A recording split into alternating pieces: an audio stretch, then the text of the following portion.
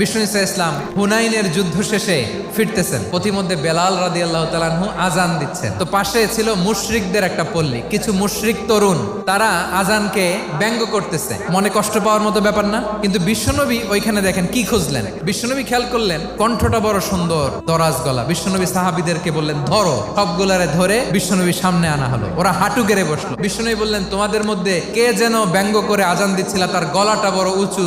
আবু মাহজুরা বলে আমার বন্ধুরা সবাই আমার দিকে আঙ্গুল দেখায়। আবু মাহজুরার মাথায় হাত দিয়ে বললেন এবার আজান দাও দেখি। আবু মাহজুরা বলে আমি তো আজান দিতে জানি না। বিশ্বনবী বললেন তাহলে আসো আমি তোমারে শিখাই দেই। বিশ্বনবী একটা বাক্য পরে, আবু মাহজুরা পরে, বিশ্বনবী পরে, আবু মাহজুরা পরে। আবু মাহজুরা বলে এক একটা বাক্য পড়ি আমার কলিজাটা গলে ঠান্ডা হয়ে যায়। বিশ্বনবীর সাথে দাঁড়িয়ে উনি শাহাদা পড়ে মুসলমান হয়ে গেলেন। বিষ্ণু ইসা ইসলাম বললেন যাও আবু মাহজুরা, আমি তোমাকে পৃথিবীর শ্রেষ্ঠতম মসজিদ মক্কার মসজিদুল হারামের মুয়াজ্জিন হিসেবে অ্যাপয়েন্ট করে দিলাম।